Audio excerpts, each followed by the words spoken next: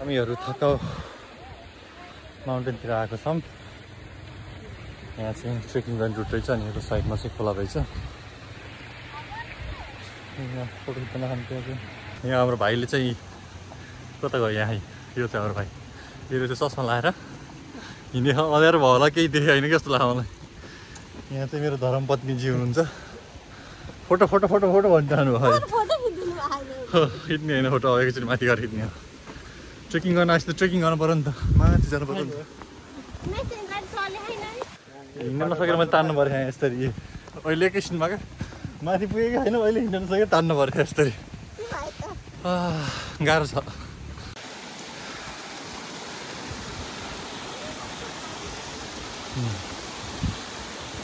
साइडमा चाहिँ यस्तो खोला छ। सबैजना फर्किन लान,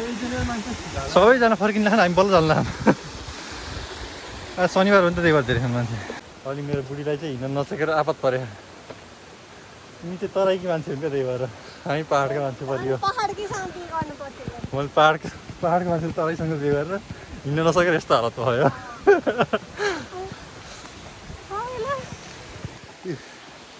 यहाँ जापानको भगवान् रहेछ नि, नमस्ते गऱ्यौँ। अनि तर नमस्ते गरेर जाँदैछौँ माथि।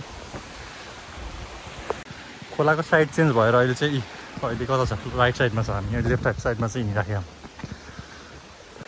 कस्तो भिड रहेछ यहाँ, भिड पुरा नेपालमा जस्तो। मान्छे खस्यो भने त रोकेर नरोकेर जस्तो। अगाडिको ल अगाडिको हामी सिडी चढ्दैछौँ। हामी उकालो चढ्दै हामी यहाँ मन्दिर रहेछ। फेरि यहाँ अलिक ठुलो मन्दिर रहेछ कि ऊ त्यहाँ फेरि गुफा छ, जापानिज मन्दिरवाला गुफा। फोटो नखिचेर पिर परेर कसैलाई। त्यो त हेरेका लाग्छ अरे नेपालको बाटो जस्तै छ ट्याक्कै। ओह उहाँ पुगिसकेको छ भाइ त। हिँड्नु छ।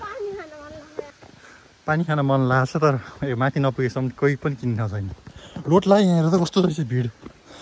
वे यति लड्कियो भने त तल पुगिन्छ त।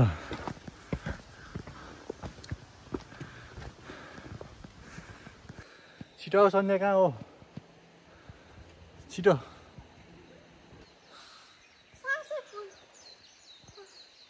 यति सास फुल्न भन न। मैले झन् पाहाडको गाउँमा त खेतबारी खन्न लाउने भनेको त्यति थोरैले थाक्यो भने त यस्तै साँतेर हिँड्नु पर्ने रहेछ। बजारको के अरे सहर केटीले बिहा गरेपछि यस्तै तानेर हिँड्नु भन्छ। ट्रेकिङ गर्नै नसक्ने अलिअलि। अझै नि माथि पुग्यो होइन, पसिना चाहिँ निस्किसक्यो। अनि माथि छ एकचोटि माथि गएर हामी ल। किन तान्दा नि धौ भयो मलाई त्यहाँ यसरी तान्दा।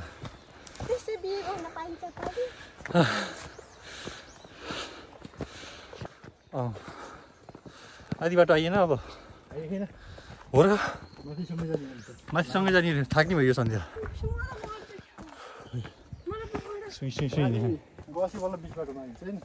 हो र?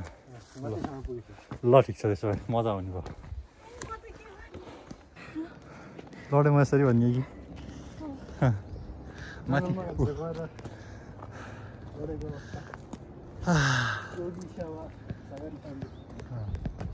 माथि आउनु लागि के यस्तो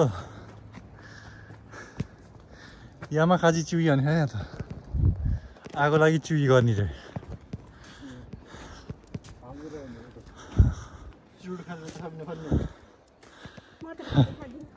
खस्ला भने यहाँ फेरि खस्ला भने जग्गामा पनि कस्तो राम्रो बाटो बनाएको जापानिजहरूले मिलाएर। यस्तो ट्याक्कै ट्याक्कै यो काठमा टेक्ने हिँड्न सहिलो हुने छैन। लामो रहेछ बाटो अझै। यहाँ यो म्याप भएको ठाउँमा यो म्याप होइन, यताको अजानी मान्छेले त्यो जसलाई थाहा होला यो म्याप चाहिँ। अनि यहाँ चाहिँ एउटा सानो घर रहेछ, त्यहाँ बिच बाटोमा आयौँ। अब घुमायो केले घुमायो? घुम्न आउने भने होइन तिमी घुमायो भएर आउँदै त भएछ। यस्तो बजार चाहिँ गाडी माथि ल्याउनु पाइने रहेछ, थाहा भएन। अनि ट्रेकिङ गर्न आएको त राम्रै हुन्छ, ट्रेकिङ भयो त किन्न लगाएको। यहाँ आइसक्रिम पनि सबै सकिसकेछ बल्ल 3टा आइसक्रिम मात्र मागिसक्यो यति धेरै मध्येमा 4 खान्छौ 4 नखाने 9 खाने 9 हो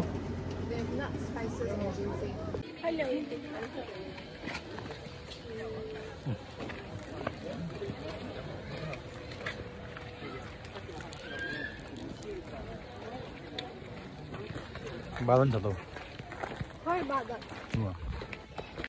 माथि त्यो गाह्रो बाटो हिँडेर अहिले हामी यस्तो बाटोमा आयौँ साइडमा चाहिँ के लेख्यो जापानिजमा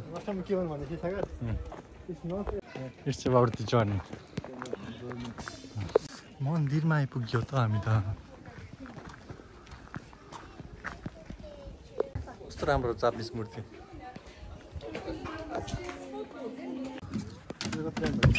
लाग्छ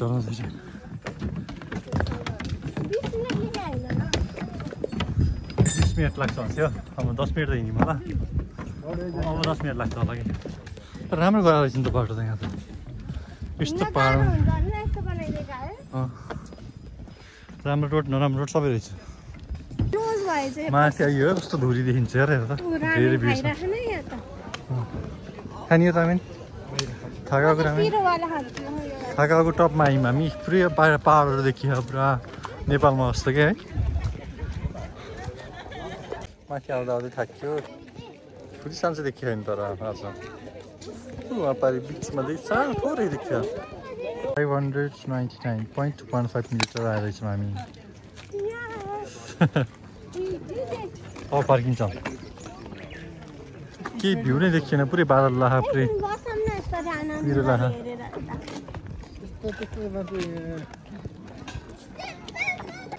माथि आएको पुरै भिड रहेछ हेर्दा पनि केही मिली छैन हेर्ने भने पनि के छ त्यो पुरै कुहिरो लाएर के देख्छ भने यता सिन्चुको के देखिन ठाउँ रहेछ यहाँ तर पुरै कुहिरोले गर्दा केही देख्छ होइन चराको आवाज मात्र सुन्न आए जस्तो भयो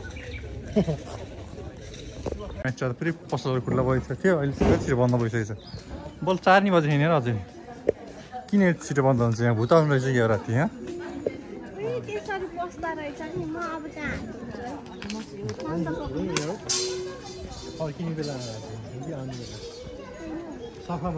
राम्रो हेर स्ट्याचुहरू चाहिँ कस्तो राम्रो भगवान्को स्ट्याचु होला यहाँ पनि कस्तो राम्रो रहेछ पूजा गर्ने त्यो कसरी गर्ने अब हेरौँ अब यस्तोबाट छिर्न पर्ने रहेछ लाइनमा लाएर त्यहाँ गएर ढोक गर्नुपर्ने रहेछ ल चाबीहरू मुख देखाइदिनु हुन्न कि त्यही भएर काटिदिन्छु हल्का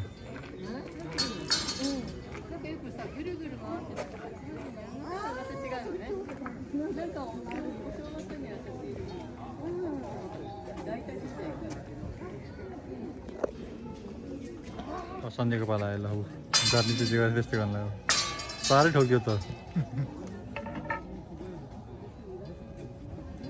यताबाट ढोकेर आयो नि उताबाट गयो टिप्दै भन सन्डे